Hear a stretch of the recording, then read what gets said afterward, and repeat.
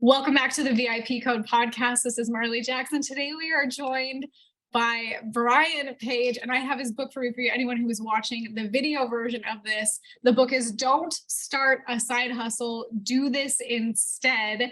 And I have been reading this for the last day in preparation for this podcast. And I was saying to Brian before we hit record on this is a really great book. And for someone that I'm working on writing a book myself, I have so many questions about your process too. But in reading this, I can tell that your heart and soul went into this, and it is a fantastic book. Before I ask you some questions, Brian, I just want to read a little bit of the bio on the back for anyone listening who hasn't heard of Brian Page. This is going to blow your mind and really get to know Brian because he's amazing.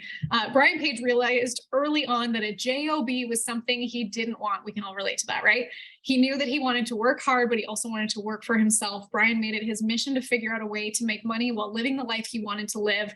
Over the last 20 years, he's built an empire of passive income. We all want that allows him the freedom that most people crave. Now he's dedicated to sharing the secrets to his success through his speaking and his social platforms so others can follow in his footsteps. Brian, so cool that you're here and sharing this book. Thanks for being here. Thank you, Marley. It's really good to be here talking to you.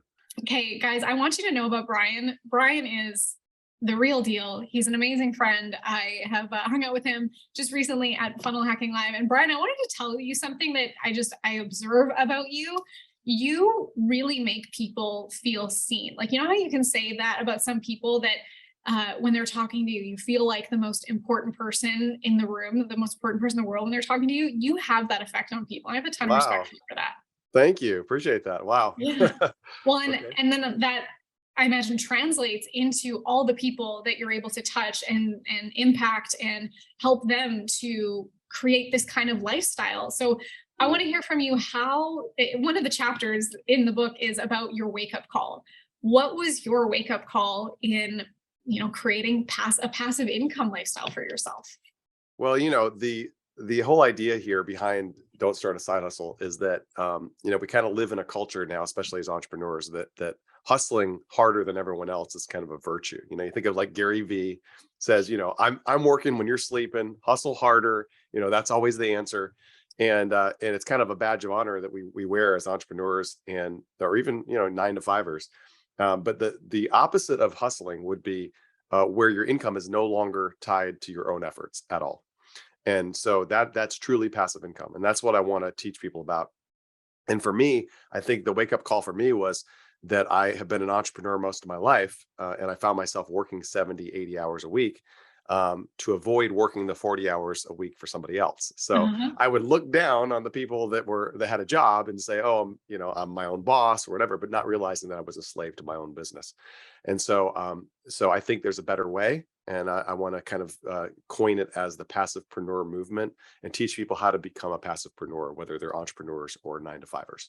And I like that you talk about, you give them a reason to be rich, but you also talk about the concept of being time rich, which when you talk about hustle, that's the thing that, we create this business so that we can have freedom. Yeah. But then somewhere along the way, we sometimes wake up and go, wait a minute, what did I create this for? Again, I'm working 80 hours or 100 hours a week for myself to not work for someone else.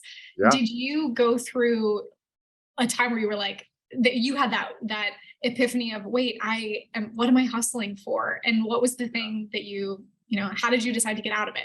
Yeah. Well, a lot of entrepreneurs are what I would call time bankrupt, which means they might be successful financially, but they have no time. They have no discretionary time. Everything, all their energy, all their time, everything is devoted to their main thing, whatever that is. And so when we get into this dream of entrepreneurship, we dream of oh man, one day I'm gonna be able to do all the things I want to do, and I have the money to do all the things I want to do, and all the freedom, and don't have to answer to anybody and all that kind of stuff. But what happens is it's not really the reality. In fact, the average entrepreneur in America right now makes about $72,000 a year. So they are not getting rich on average. They might be making slightly more than the W-2 9-to-5er, but they're certainly not getting rich. And what happens is they spend way more time than most people on their day-to-day earning money and making a dollar. And so this whole journey began for me right out of college. I read Rich Dad Poor Dad, which was one of my favorite books about Robert Kiyosaki. Yeah, and he talks about the difference between the rich and the middle class and the poor is that the rich, acquire assets. and the poor and middle class do not. And I agree with that, but I think that's a jumping off point, because nowadays you don't have to buy assets at all. In fact, you don't even have to own assets to create income. You can, because we live in a creator economy and we live in a sharing economy. So Mm, nowadays you can create assets from nothing. And we can talk about that a little bit, digital assets, those yes. kind of things. And you can also use other people's assets to generate cash flow. And so it's not just about being an owner, it's also about being a controller and a creator. And those are the three different classes of passivepreneurs that I teach about in the book. Okay, so I want to dive into that because when I hear about passive income, I think it's common to think about owning real estate or owning other Yeah. kinds of investments. And you think, well, I need to make a lot of money so that I can buy that. But Yes. then you're also saying you can have, like, you also talked about the different kinds of passivepreneurs. And I heard you say, like, controller. So Yeah. tell me about that. And how would people Okay. get started if they don't have the money to invest in real estate or something? Okay, so buying assets is what most people think of. I'm going to go buy property, buy apartments, buy businesses. That takes either your own money or credit or borrowing or debt. So it takes some form of that to get into those things, because you're actually buying an asset. There's a transaction that happens. The advantage of that kind of asset is that when you buy it, you immediately have cash flow. If you buy an apartment building and it has tenants in it, the day after you buy it, you have cash flow. That's great. But you don't need to do that. So if you don't have the capital to do that, the ability to borrow, or you want to go into, maybe you want to avoid debt like I do, then there's other ways to do it. One of them is controlling assets. So the first way that I learned to control assets, it happened by accident. It was after the real estate crash of '08. I was essentially bankrupt. I owed, millions of dollars to the IRS. I was and nobody would lend me money, and I had to come up with a way to create cash flow again so I can get out of the job that I used as a survival job. And so the only thing I could think of was creating real estate cash flow without owning real estate. And the easiest way that I could figure out to do that was to use Airbnb. Mm, So I took properties and I leased them. I got permission from the owners. I took those properties, put them on Airbnb, and I could triple the income. And so that cash flow I lived off of, I made cash flow immediately, like in the first 30 days doing that. And I made considerably more than I did in my 9 to 5 job. And then I automated the process so I didn't have to manage the properties day to day. So it became truly passive income. So now I'm making passive income, not from owning the properties, but from controlling them. And mhm. then that led into becoming a creator, because naturally everybody wanted to know, how did you do that? So I created a course about it. That was 5, 6 years ago. I created the course, and that course still today, although it is updated from time to time by me, it is still generating millions of dollars on autopilot. Mm. I don't do anything to create that income, generate that income. I put in effort one time to create something that was an asset, created lots of other digital assets, which we can talk about as well. And so then I became a creator. And now that I've had the income and the wealth from those two things, I've reinvested that back into buying assets again. So now I buy apartment buildings and I buy property and I buy businesses. So it's all full circle. You don't have to do all three, but you could certainly start anywhere you want. And the beautiful thing about being a creator or a controller is it takes very, very little capital to do either one of those. That's exciting because I think for someone looking to get started, whether they're in a 9 to 5 or whether they're hustling a lot in their business and want to Yep. kind of diversify, that's really exciting to know that they don't have to hustle hard to create maybe a Yep. big amount of cash flow to invest. You talked about, so in the book, you talk about different kinds of passivepreneurs. Can you talk about the different kinds? And I know you touched on some of those, but maybe Yep. to really outline them, what kinds are they? Okay. So it's just simply the owners, the creators, and the controllers. So the owners would be people that buy assets and they own them. So think of your own name on the deed, your own name Mhm. on the company. And the second one would be the controllers. So they're controlling other people's assets. Let me give you another example besides the Airbnb example, because there's lots of them. For example, if you are an affiliate for someone else's products, Mm. you didn't create the product, you don't own the product, but you do control the eyeballs, you control the traffic, you control the people that goes to that offer. So I can make money with your products, even though they're not mine, because I'm controlling that traffic. I'm controlling that attention, right, to your offer. Another example would be drop shipping. So if you go to my main website, which I'll give you the link later, I have a whole bunch of swag. I've got water bottles. I've got all this stuff. Now I didn't create those. I don't have a warehouse of those. I don't ship those. I don't collect money. It's all 100% hands off. All I do is, again, I control the attention that goes to those products, and I do nothing else. So I'm a controller. It's another example of controlling, and it creates a nice little side income for me. So there's all kinds of ways that you can control to generate passive income. And then the last one is to become a creator. And this is something that you teach, and you're definitely an excellent creator, creating digital products, digital offers, courses, memberships, anything that's virtual and online generally can be considered being a creator. But the difference is you don't want to be a creator just to create, because there are people that are like content creators and they create, but they don't have a way to monetize it in an automatic way. Mhm. So the key takeaway here between a passivepreneur and an entrepreneur is that if an entrepreneur stops doing whatever it is that generates income and the income stops, you are not a passivepreneur. If you stop doing the income producing activity and the income still continues to come in, automatically you are a passivepreneur. And the idea is that you want to find vehicles, passive income vehicles, I call them, that can be scaled up in income while at the same time scaling your time involvement down. So your investment, your return per hour invested goes to the moon. It goes exponential. So that's what you want to look for. You want to look for things that can be scaled up. And there are a lot of things you can make a lot of money at, a lot of things that are very lucrative, but they don't pass the test because they require you constantly. It does not work if you're not involved. So that's the key distinction here. And so we're looking for the right vehicle that can produce significant wealth, significant income with very, very little time involvement from us over time. One of the things that I want to pull out that you said was you talked about how once you have created these vehicles, then you also take that money and you reinvest it into other vehicles. And I imagine that Yeah, that helps to give you like almost like diversifying your portfolio. yeah. When someone's just starting, is there like a path that you'd recommend? Start with this kind of vehicle and then this kind of vehicle before you do this kind of vehicle. Yeah, no, I totally believe wholeheartedly that once you start making significant amounts of wealth and money, you want to put it into real assets, hard assets, things that are going to be here 30 years from now. So I Mhm. particularly like property. I like commercial property. There's all kinds of different asset classes you can invest into. But yeah, I would recommend that people start with one. So the biggest mistake people make with anything, entrepreneurship or even passivpreneurship, is they try to do more than one thing, and then he who chases two birds gets none. So you got to Yes. choose one thing and one thing only. One, preferably something that's proven that a lot of people have had success in. So, for example, doing online marketing and funnels, and we just came from a conference where hundreds of people went across the stage and got awards for doing over $1 million in business. So that's a very proven track record you can go down. Another proven track record or proven vehicle would be, for example, doing the Airbnb arbitrage that I talked about. What you want to do is you want to choose one that has had a lot of success, a lot of people have had success in, and then you want to only do that one vehicle until the point you're making 150% more than whatever you take home on your job or in your business. So the idea here is if you're making 50,000 a year, you want to scale up that one vehicle to be making about 75K a year before you can feel confident in leaving that job or leaving that position, if that's what your goal is. The idea then after that point is to continue collecting these vehicles, collecting these passive income vehicles so that you have redundancy. And the more you do, the more likely you're going to find one that's a home run. So my first one was not a home run, but after I did a few of these, one of them was, it's kind of the 80-20 rule. One could have the potential to bring in 80% of the income and the others take in 20%. So the idea here is that you get into this habit of creating passive income sources. And it's not like you're never going to work hard. You're never going to do anything. It's not like you push a button and this happens.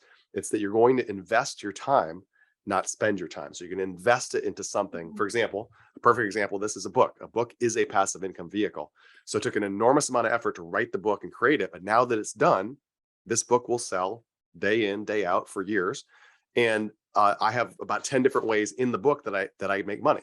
And I actually talk to the reader about this. I tell them, look in this book closely and you'll see 10 or 12 different sources of income inside the book. So I put in effort one time for something that pays me over and over and over and over again. So that's a perfect example of a vehicle. Yeah, I hope that answers your question. I went off in a couple different directions there. No, I love that. And I love that you talked about the difference between, you said investing time versus Investing your spending time. time. Yeah, investing your time. So, or actually a better word would be trading. So most people trade their time versus investing Yes. their time. So trading their time means that you trade it for a salary, you trade it for an hourly wage, you trade it for a fee or for a consulting fee or whatever. Or you trade it for the amount of money that you make in your business. So if you're working Mhm. 80 hours a week in your business and that's how you earn your income, you are still trading it for that income. It doesn't Yeah. matter how highly paid you are. The difference is investing your time. Now, a lot of times when you invest your time, you don't see any return on that time for a while because it's exponential. The thing about exponential growth is it looks like nothing is happening until the last 10% of the curve, right? Mhm. So a perfect example of this for me personally was when I learned how to make a lot of money on Airbnb. I decided that I probably had a course that people would pay me for if I could just create a course. So I created a course, spent 6 months full time building out this course and figuring out how to do this whole online thing and everything, and then launched it and you know, made $0 basically. I made like 3 sales. So after 6 months of work, no sales. Took me another 3 or 4 months just to figure out what I had done wrong before I ever made a sale. And then when I finally dialed it in, which was close to a year in, I did $1 million in the first 6 weeks. Ooh, So it was, amazing. so you talk about exponential, like nothing, nothing, nothing, nothing, $1 Right. million. And so as a mentor of mine once said, he said, Brian, would you be willing to work 2 to 3 years full time for zero pay for the chance of making $1 million? Now, Mhm. most people would say, well, yeah, but you get into the second, third month, you're ready to give up. It's like, no. So the Yeah. difference between exponential, it's not like going to a job where you work and then you get paid on Friday. You go to work again, you get paid on Friday again. Or selling, where you sell something, you get paid. Sell something again, you get paid. It doesn't work like that. You might be building something that has huge potential down the road, but it's going to take time before that thing takes off. But when it does take off, it will no longer need you to babysit it. And then it can scale essentially as high as you want it to scale. There's no limits to it. So most people are just in the wrong vehicle. They're trying to go from New York to LA and they're walking when they don't realize not only is there a jet, but they might be able to go suborbital. They might be able to get on, Elon's suborbital jet and go in 30 minutes. We're actually working on that now. We will be able Mhm. to go from New York to LA in 30 minutes, suborbital flight. So there's always a faster vehicle, but most people are in the long 30 to 40-year vehicle, not realizing that no matter how hard they work and no matter how much wishing they do, they're not going to get to their destination quickly because they're in the wrong vehicle. So Mhm. I talk about vehicles a lot inside the book. Ah, that's so great that you give so many options too. And talking about trading hours for dollars, investing time versus spending time. I was a dental hygienist before I became an Yeah, there you go. entrepreneur. And I was in the comfort of having Mhm. someone else signing my paychecks for me. And It's a nice thing, right? It's a very secure feeling and you have no worries, and it's, somebody else, gives you the money. It's great. I mean, there's a lot of benefits to having a job, yeah, but it's not a good path to getting rich or getting serious income. absolutely. But then security, it actually seems pretty false because sure, someone else is signing your paychecks and they're going to come in every 2 weeks. But then what happens if you get laid off or there's a crazy pandemic that no one saw coming Yeah. and you don't have this kind of Or what if inflation happens and now oh, your paycheck is worth about, 30, 40% less? I mean, absolutely. you don't have any control. That's the thing. You don't have any control and you don't have any leverage. So another thing I talk about is that, if you're going from New York to LA and you're walking, uh, which people have done, right, or jogging, you have no leverage, right? There's nothing. It's just you and the Yes. road. Now, Yeah. if you get on a bicycle, you have leverage. You can go much faster on a bicycle. You're now leveraging your feet against those gears to go faster. But there's another level of leveraging, which is where somebody else has the control. So when you're in a plane, somebody else is flying the plane. There's a whole team of Right. people that are helping you get there. Now you can sit back and do something completely different while you're en route, right? So there's Mhm. always next levels of leverage. And so that's one thing that is very important when you're looking at the right vehicle, to make sure it can be levered. It can be levered up. Yeah. And so most people are in the wrong thing. They think it's an opportunity, but it's not the opportunity that can scale to where they want to go. And so you Mhm. want to look for those kind of things. And thankfully, where we live now in this kind of modern era, I mean, just 30 years ago, there was no creator economy. There was no, ability for you to start a business online for a few $100s that has the potential to make millions. I mean, this didn't exist. There wasn't a sharing economy. None of this existed. So the technology now makes it that all the rules have changed. All the rules have changed. And now there truly is almost too much opportunity. Mm. So I want to help people narrow it down to one or two, like one thing, and just do that one thing and commit for a couple of years, not long, and Yeah. commit to that one thing until they're successful. Leverage, like as you're saying this, it has me thinking, okay, I want to go back to my life plans, my quarterly planning goals. Like Steve and I just did our quarterly planning last week, and it's like, where can I find more leverage to Yeah. create more of that time freedom, be more time rich? This is so exciting for me, and I hope that everyone listening is also thinking, whether you're in a 9 to 5 and you're wanting to get out, whether you are an entrepreneur and you're hustling more than you want to. Mhm. This is a really fantastic book. Before you give us the link, Brian, for where they can go get this, Yeah. you end the book with several warnings that people should be aware Mm, of. Can you share some of those warnings? Because you talked a little bit, but there being lots of opportunities, and I'm sure that shiny object syndrome is one that entrepreneurs are facing all the time anyway. yep. What other warnings should people be aware of? And then please tell us where to get the book. Yeah, absolutely. So I put all these warnings in the book because a lot of times books will tell you the how to, but they won't tell you what's going to keep you from executing, right? So Mm, so it's all like rosy pictures of here's what you can do, here's what's possible, but they don't tell you what will often trip you up or the pitfalls. There's a lot of pitfalls into just about anything that you're going to do, and you got to be clear-eyed about what's going to hold you back, so you have a mhm, plan for when you hit those roadblocks. So so I talk about there's a bunch of warnings in here. The one I love the most is the squirrel warning. So if you mm. remember the movie Up, there, Squirrel. yeah, there's a dog, right? Doug is the name of the dog. He's a golden retriever, and he's an adorable little dog. And this old man and his dog, they get into their house that's attached to these balloons, and they fly to South America. Anyways, wild story. But this Yeah. dog, lovable, kind of not super smart dog. Every time he's with his owner, he immediately will see whenever there's a squirrel, he'll just be like squirrel, and he'll just stop whatever he's doing and completely lose his ability to focus. And throughout the movie, it's hilarious because he's constantly saying squirrel. Well, that's been me most of my life. Mm, Um, and I think it's a lot of people, that whole idea of shiny object syndrome. And we live in such a loud society now where everybody is like oversharing and like telling you about all these opportunities, and every time you turn around there's a new opportunity, and everything sounds exciting, and it's just constant distraction. And the problem is that it's not that the opportunity is not real.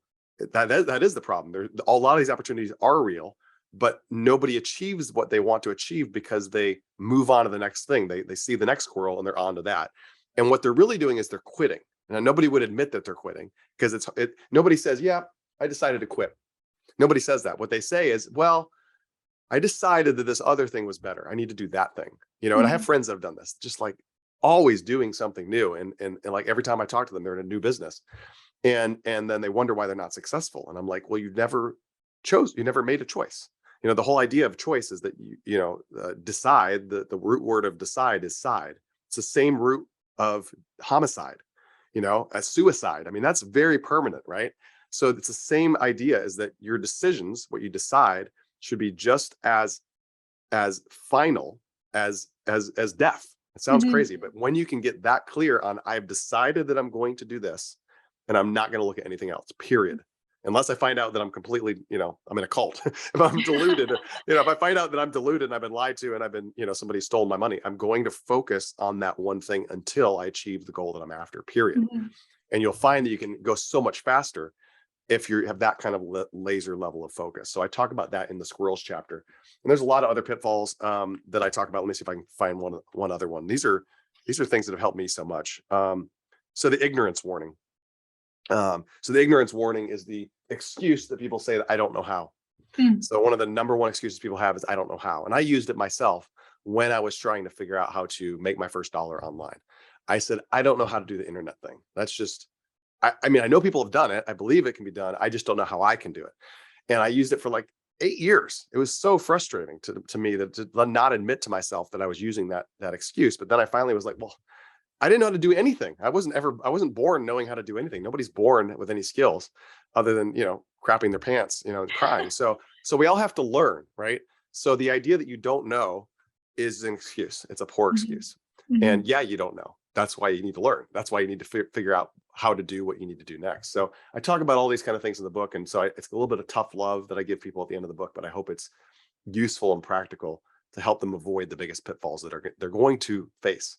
Because if you think it's all just going to be uphill and it's going to be just a nice little walk to your destination, Oh, sure. you're going to give up the first time you run into a major setback. So you need to be prepared for those and say, oh, okay, well, this is obviously a squirrel. I mean, obviously that's what's taking me away, and I need to stop looking at this other thing and focus on what I've already decided to do. So I love talking about that kind of stuff, and it's some of the best stuff I've ever learned from my mentors has been about traps. Yeah. Well, and for anyone listening that doesn't know what to do next, doesn't know how to do what they say that they want to do, this book is a great resource. And Brian and I have both individually hired mentors that we didn't know what to do, but we hired the people who knew how to Yeah. do it, who would walk the path before us, that showed us the way. And investing in Mhm. yourself so that you can be investing time instead of spending time, that is the way to go. So invest the time in reading this book, in watching Brian's trainings. Brian, where can people go to check this out? Okay, so one of the you just said mentors. One of the people always ask me who's your best mentors, and I always say Mm. they're all dead. My best mentors are authors of books, and I believe Yes. that for the small price of a book, it's the best investment you can make, dollar per dollar of any investment you can make is in a book. So Mhm. whether it's an audiobook or a book a physical book, I believe that's where you get all the knowledge that you need to be super successful. And if you want to learn how to do this, then obviously the book is the first step. I don't know anybody who's teaching this like I have in this book. It's not a Me Too book. It's very different. And it's all based on what I've learned for myself and what I've helped other people do. So if they want, what I would suggest that they should do is I have a free training. It's about a 15-minute training where I go into depth with some of the topics we're talking about in the book. And it's at watchfreetraining.com. So if you go to watchfreetraining.com, now when you go there, you can get the book on Amazon, but don't get it on Amazon. Here's why. When you go there, in the presentation, I'm going to ask you to buy a copy of the book. It's the same price it is on Amazon, no different. But if you get it on that website, I'm going to give you 4 different bonuses immediately. So you're going to get an Mhm. audiobook download narrated by me. It's the introduction and first 3 chapters of the book, as well as a PDF download of those first chapters of the book. Now, keep in mind, this book's not even out yet at the time of this recording. So you're going to get early access to the book that nobody else on Amazon or anywhere else can get. And then on top of that, I'm going to give you a Passivepreneur workshop, which is basically where I go into the practicality of how you apply what I'm teaching. Okay, so we go in and we do an actual workshop. That is also free for getting 1 copy of the book. And then on top of that, I have lists. So I have my top 10 list, my favorite passive income vehicles. I'm going to give you the list of the 23 current income sources that I have that are all passive right now for myself. I'm going to give you my number 1 passive income vehicle, and then I'm going to give you my big list. Okay, the big list is all the possible things that you could possibly do. There's so many out there that you'll be shocked. There's things I've never even thought of that people are doing to make passive income. So you're going to get access to all those lists as well. And all you got to do is buy 1 copy of the book, pre-order 1 copy on Amazon. So go to watchfreetraining.com, watchfreetraining.com. I will teach you more about what's in this book. And hopefully we can get you on the path to starting to generate passive income in the next 30 days or less for yourself. Amazing and so worth it. Everyone listening, go to watchfreetraining.com and follow Brian. He is an amazing entrepreneur and an even better person. Go check it out. It is an incredible book, and there's lots of great quotes throughout it, lots of great drawings, images as well, that just, it keeps you captive. It's not one of those books that you have to drag yourself through. This is actually, it's such a fantastic book. Please go get it. You won't regret it. It's definitely one to read this year. Brian, thank you so much for being here. Thank you, Marley. Appreciate it. All right, we'll talk to everyone soon. Bye, guys.